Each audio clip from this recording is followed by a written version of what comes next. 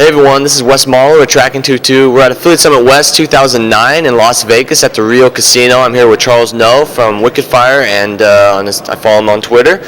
And he had some interesting insights on media buying, and I thought it'd be a good time to interview him while we're here. So Charles, how are you doing today? I'm doing great. How about yourself? I'm doing fantastic. So for those who don't know you, can you tell us a little bit about yourself? What's your background? Where are you from? And how'd you get into this whole affiliate marketing industry? Sure. My name's Charles No. I'm from Atlanta, Georgia, and I'm an affiliate marketer.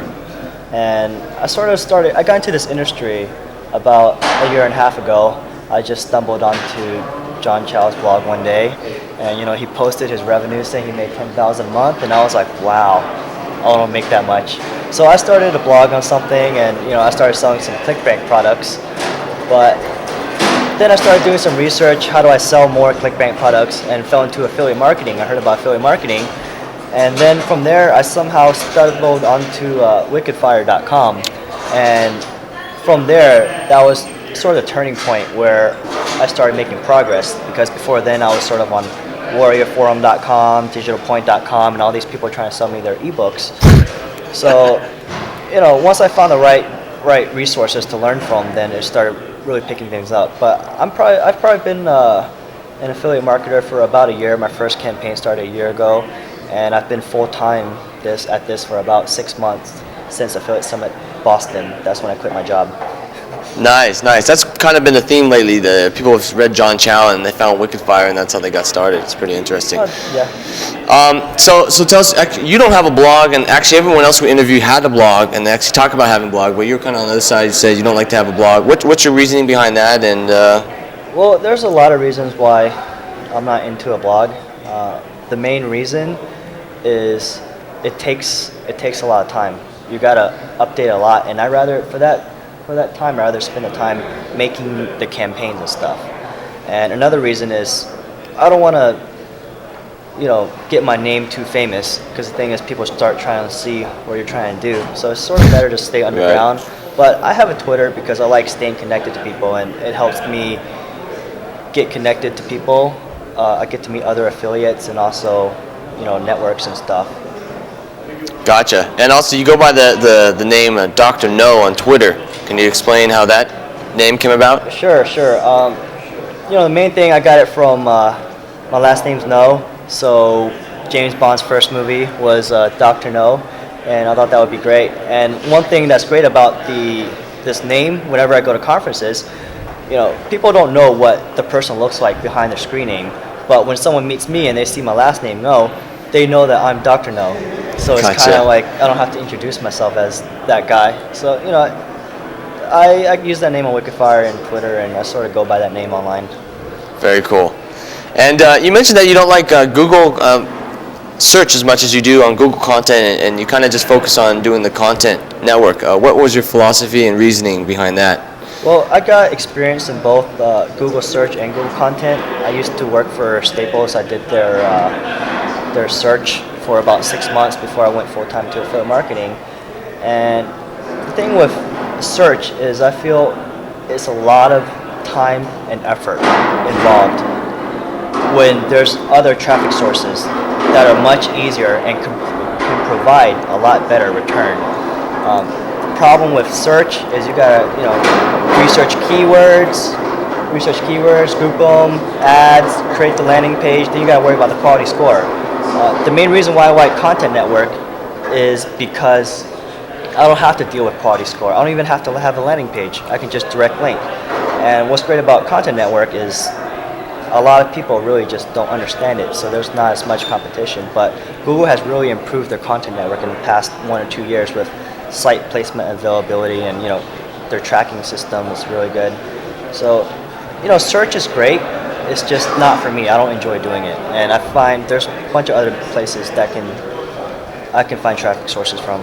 Interesting, cool. And then also, are you doing content on second-tier networks, and how's that working? And also, if so, do you just take an existing Google content campaign and just copy it over, or is it not that simple, and you have to do different things to make it work? Well, second-tier networks, I don't use a lot of second-tier networks unless you count Yahoo and MSN as second-tier networks. I use them sometimes, but I've never used 7Search or Miva. I've heard, mixed reviews about them, but my opinion is I want to work with a lot of volume, and I just don't see it with those two. The only other big CPC place I've worked with is probably like AdSonar back in the early days. Right now there's a lot of advertising on AdSonar, but AdSonar can be really good for some niches. Okay, cool. And recently, the main topic of this is about media buying. Recently, you've moved into media buying, but before we get into there and talking about that, for those who don't know what media buying is, can you kind of explain for those what exactly media buying is all about? Sure. The main difference between media buys and everything else is that media buys, they operate on a CPM basis, which means the way you pay is you don't pay cost per click. Like, I don't just specify that I want to pay 50 cents on like Facebook, and each click is going to cost me 50 cents or less. Media buys, what that entails is it's almost always display advertisement, and the main difference between those two is that there's somewhat of a pressure for you to perform, because if you do a media buy, let's say you do it for $1,000. Well, the thing is, you spend $1,000 and you buy it by the amount of impressions. Let's just say we spend $1,000 for 10 million impressions.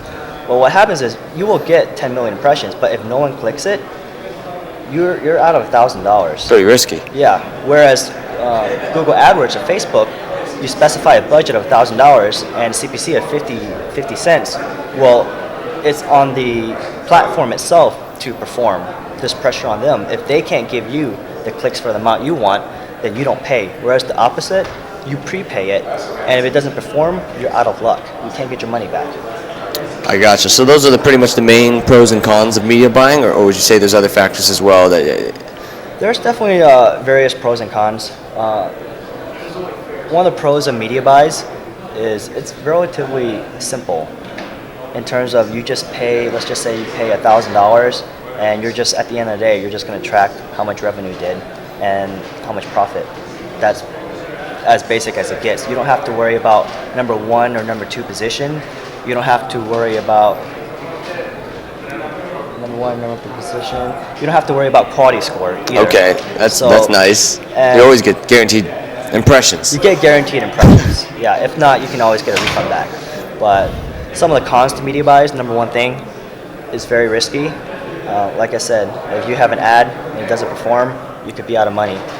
Second thing, it's not cheap to do a media buy. A lot of sites and a lot of networks require about $5,000 to $10,000 to do initial impression, to do initial testing. And if you spend $5,000 or $10,000, there's no guarantees you'll get that money back in your form. So media buys is not something that the average affiliate starting would get into. It's more of the intermediate to the advanced affiliates that do have some money and that can tolerate that risk that will get into media buys. Yeah, it seems like you have to have some cash flow to start testing that type of traffic. So how are you currently liking the media buy space, and are you going to start focusing more time on there? And would you actually say that you might, in the long run, just kind of focus on that only and not really do much search stuff or content stuff? I'm really into the media buy space right now, simply because two of my biggest verticals, they do well in the media buy space.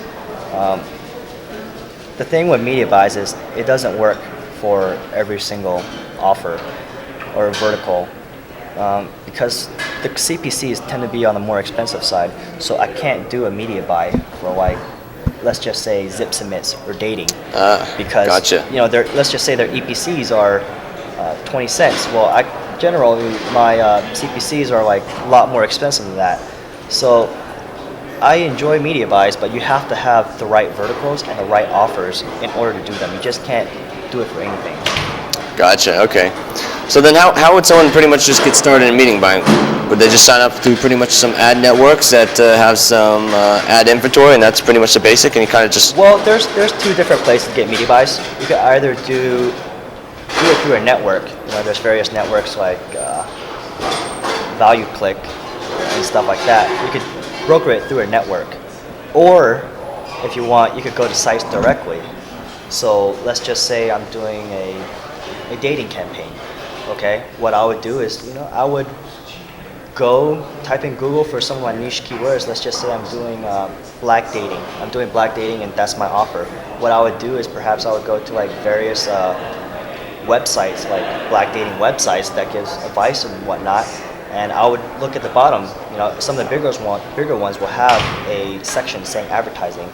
And Okay, gotcha. the bigger ones will have media kits saying how much they are, while the smaller ones, they may not even have a advertising section. Instead, what they would do is probably, just AdSense. But if you, think it has potential, just shoot them an email and make a offer, and they'll decide whether or not they want to run it themselves. I gotcha. Do you find it's a lot of research then, finding these sites to run media buys on? Does it take quite a bit of time? It's not like content where you can just kind of throw it up there. It takes considerable amount of time and investment then, right? I don't think the media buys take as much time, because like dating, what I would do is just Google search and check out the SEO organic listings, the top 10, because that's where the most volume is.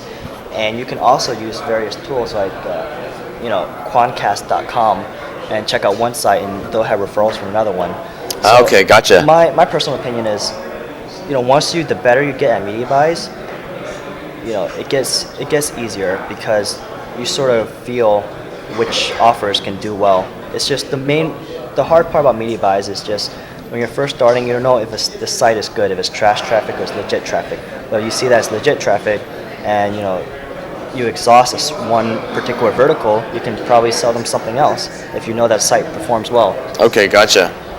And talking about exhausting, just on that topic, do you find that when you do a media buy, obviously you're right there, does it exhaust the traffic source sometimes and you got to keep moving, or can you normally just get one working on the site and just kind of leave it for a long time? Well, I don't think it's a good idea to just launch it and leave it, because the number one thing, most important thing with media buys is your CTR. So let's just say I have a great CTR on one ad. Well, if I only have that one ad running and it's going to run for like 1 month, it's not going to perform by the end of the month, because banner blindness. For those of you that do Facebook, you'll know that ads are always better in the beginning. So Gotcha. What you can do is always rotate in fresh creatives and make sure they work, so that you can breathe some more life into your media buys. Okay, cool. And then running offers on media buys, obviously you have to pick an offer. I mean, you can't just pretty much just test an offer on media buys, right? I mean, do you do a PPC first to test an offer and then try it on media buys, or what's your strategy It depends on the niche.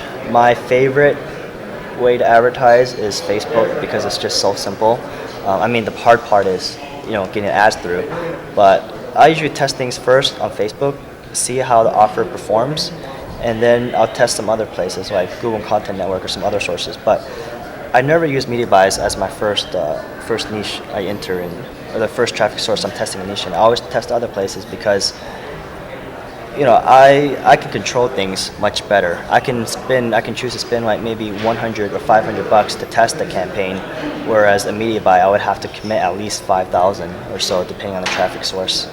Gotcha. Okay. And then, PPC really isn't like media buying at all. I mean, if you want to optimize your PPC campaign, obviously you can try to increase like click-through ratio and lower your bids and do like that. On the media buying side, is there really much you can do to optimize, or is it pretty much just, what do you do to scale it and optimize the campaign on? There's some certain things you can do. First thing, before I ever do any media buys, I want to make sure my creatives are the best. So I would perhaps launch a campaign on MySpace or Google Content Image Ads, and I'll launch a quick campaign and do maybe 10 to 20 ads, and I'll just rotate them evenly and see which ones perform the best, and I'll sort of get an idea of what's good. And as far as scaling or optimizing, one thing I will always recommend to people is negotiate. If someone quotes you $1 CPM for 1,000 impressions, which means you pay $1 for 1,000 views of your ad, well, just ask them for a cheaper rate. Just say, can I pay 90 cents or whatever? And another thing you can do is you can buy in bulk. If you choose to buy for like 1-2 months, they can give you a really heavy CPM discount. And the third thing, you can also just be like a used car salesman and sort of just say, I only have a budget of $5,000, and this site is giving me their impressions for 90 cents. If you can, match that, then I'll send 5,000 to you. It may or may not be true, but you put a little negotiating pressure on them, and you can get a discount on that. And by saving 10%, that's 10% margins for you. Oh, that's true. Right away, right? Yeah. And talk about spending money on media buying. Then I know a lot of people might be scared to just dump $5,000 to $10,000 on a media buy. Then it might just deplete completely. Are you able to do some kind of day parting where you can say, I don't want to just spend all my money in the first hour? You can kind of spread it throughout the week, or is that even possible? Yeah, that's definitely possible. Every site has a way to control what times the ad shown, because Google has this thing called Google Ad Manager, which allows like small sites to handle their media buys. But, okay. Whenever I start a campaign, my initial testing, I recommend turning the campaign off 11 p.m. to 7 in the morning, because people are just not clicking your ads or converting during that time. Okay. So that's how I control, a little bit. So cool, you can do it to that. That seems like it'd help a lot. I mean, also you can do it on the depleting budget, right? Can you have it just say you want to? Obviously, you can turn your ads off at certain times, but are you saying you're able to distribute your impressions, evenly throughout, like, say, a week instead of just all in 1 hour? You really have to talk to the network, because they all have different technology to balance it out. And two tips I have for media buys is, one, make sure you have a 24 out, which, let's just say you're a website and I'm doing something for $5,000 over 10 days. Well, let's just say I spend 1,000 or 2,000 and none of the clicks are converting. Okay. Well, guess what? You got to make sure in the contract that you sign, the invoice you sign, the IO, you got to make sure there's a 24-hour out, which means that if it doesn't perform, then I have 24 hours to get out of it. And another thing that's important is something called an even clause, which means that, let's just say, I want to get out and I have 24 hours. Well, if you're a shady website or a shady advertiser, you're going to try to send me, the rest of the 4,000 in that 24 hours. Okay. Sort of like a loophole. So if you put in your contract, that there's an even clause, that they'll send you the same amount of traffic. That way you'll lose another 1,000 instead of all 4,000. Okay, so that's the even clause, where it's clause. just even traffic instead of just Exactly. Okay, all at once. Okay, cool. So you talked about images earlier. Do you create your own images? Do you use the default image creatives from the networks that they give you? I never create my own images. I have someone that works with me. He creates them sometimes. What I do with images, sometimes I just have a general idea what would work. I also get inspired by other affiliates. I'll just visit different sites, and if I see something that catches my eye, I'll save it in my folder and use that inspiration. But one interesting thing I've seen is really bad creatives, or bad looking ones that look like they've been done in MS Paint, can perform well. MS Paint. As opposed to like really professional graphics. I don't know why that is, but whenever I do testing, you have to be very open-minded and just let them test it, let the numbers speak for themselves, rather than just think to yourself, oh wow, this is just hideous, it may not perform. You never know. Never know. Let the numbers speak. And you can just go ahead and rotate them right there in your campaign. You Sure. set that. Just remember, when you rotate them evenly. Don't do optimize, because you got to make sure you have statistical significance. Gotcha. And if someone sets up one of these media buying campaigns, how much traffic can they sort of expect to receive? I know it's kind of variable, but it's just quite a bit. Very, very variable. It's like asking, if someone sets up an AdWords campaign, how much traffic can they get? If you put in $10, you can get like $20 of traffic, or you put in 1 million, you may get 2 million. It really depends on the size of the site and how much your budget is. Gotcha. And so when you're testing a new media buying source, you don't pretty much, what do you set your budget? Do you pretty much just use the minimum budget, like the $5,000-$10,000 that you're talking about, and just test that first and then let it run, or do you spend a little bit more aggressively? Or what's your budget, Well, whenever I start, I always start at the minimum budget. It's just the fact that most of them are like a little on the expensive side. Okay. 4,000 to 5,000. And but the thing is, always ask if you can go lower. If I can spend $500 or $1,000 to test a campaign, I'll spend that 500 or 1,000. And something else I want to mention about media buys, the reason why people are starting to pay attention to them is because now as affiliates we can afford them.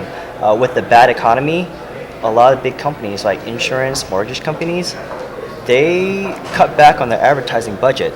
So I'm not competing against like finance and mortgage people anymore. They're the ones that will pay, like, let's just say they're willing to pay like $5 to $10, some crazy CPM for their branding, because they're all about Okay. the branding rather than performance. Well, now all those guys are out because Oh, really? there's Okay. more pressure for them from the economy. They don't have that kind of budgets anymore.